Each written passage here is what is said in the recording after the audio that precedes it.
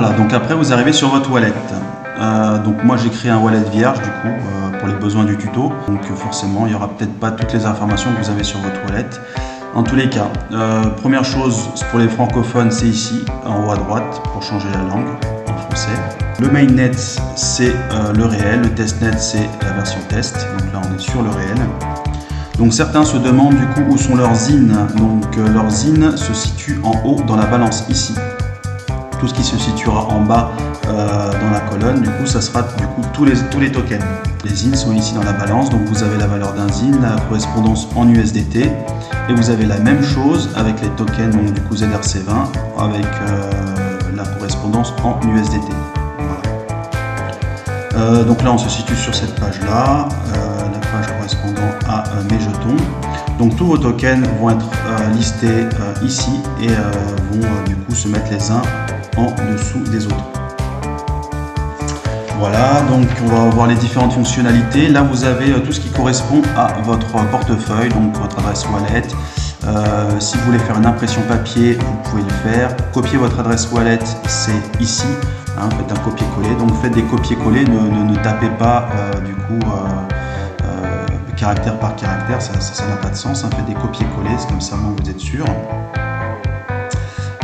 Donc là sur ce format-là, vous pouvez aussi imprimer votre clé privée, il y a toutes les informations. Si vous voulez effectuer un retrait, ça se situe sur cette colonne-là. Donc cliquez sur retrait. Là c'est le choix du jeton.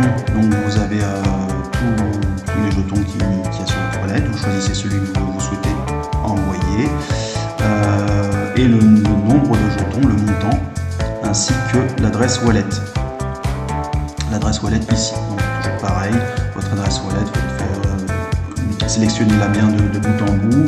Vous pouvez vérifier le début et la fin pour être sûr. Voilà, comme ça, il n'y a pas d'histoire. Vous confirmez.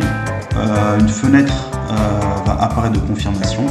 Et une fois que vous avez vérifié, vous reconfirmez une deuxième fois. Donc ici dans l'activité, vous allez retrouver du coup toutes les informations, toutes les activités, les transactions. Toutes ces informations là, on va les retrouver sur Wetioscan, bien évidemment. Gérer les clés, c'est ici que vous allez, si vous êtes connecté par un autre moyen que la clé privée, si vous êtes connecté via votre fichier UTC ou via une liste de mots et que vous n'avez pas votre clé privée, vous pouvez la retrouver ici en mettant afficher la clé privée. Vous cliquez dessus. Là, il faut aussi l'imprimer sur format papier si vous le souhaitez. Voilà. Donc, c'est gérer les clés, c'est ici que ça se passe pour récupérer votre clé privée. Voilà. Conservez-la bien précieusement. En dessous, là, vous avez l'onglet Zcash. Donc, ça, c'est d'actualité, on va dire. Donc, le Zcash, comme vous le savez, c'est un actif à double signature. Donc du coup, on va vers l'automatisation. Donc du coup, tout va se faire sur la wallet. Pour déverrouiller la demande, ça se situe ici. Vous cliquez, vous mettez le nombre de Zcash que vous souhaitez déverrouiller, échanger, nous faire parvenir. Vous cliquez, voilà. Vous allez avoir un message du coup en attente. À un moment donné, ça sera marqué approuvé. Suite à ça, quand ça sera approuvé, logiquement, vous allez recevoir un mail. Donc regardez bien des fois dans vos spams, dans vos indésirables promotions, les mails des fois viennent se nicher dans ces endroits-là pour que vous évitiez de passer à côté. Et dans ce mail, vous sera donné une adresse wallet que l'équipe vous enverra pour transférer vos Zcash. Donc là, on retourne sur l'onglet retrait et vous collez l'adresse wallet que l'équipe vous a envoyée en sélectionnant ZCH, donc le Zcash, et le nombre de Zcash que vous avez fait. Le nombre de Zcash exact que vous avez demandé par mail à déverrouiller. Donc la partie brûler les jetons n'a pas d'utilité pour l'instant, c'est pour brûler des tokens, pour l'instant il n'y a pas d'utilité. Donc c'est ici que ça se passe pour le Zcash. En bas ici, vous aurez les détails de la demande de déverrouillage de l'utilisateur.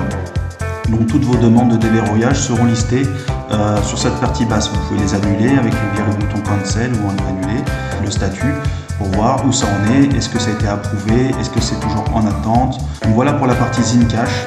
Bien évidemment, petit aparté, comme il y a une double signature, il y a un certain pourcentage qui sera pris en compte pour homogénéiser les demandes et que du coup tout le monde soit au même niveau. Et le surplus, donc en gros ce qui n'a pas servi, sera recréditer sur vos wallets, bien évidemment. Sur la partie de droite ici, vous allez avoir du coup toutes les transactions, donc ce qui a été reçu, envoyé ou toutes les transactions. Vous n'avez pas d'utilité donc du coup à vous connecter sur vos wallets tout le temps. Si vous n'avez pas d'action particulière à faire, quand on se connecte sur sa wallet, c'est pour faire une action particulière, soit un déblocage de Zencash par exemple, soit un retrait. Si vous voulez faire juste de la visualisation, il faut aller sur Wetio Scan.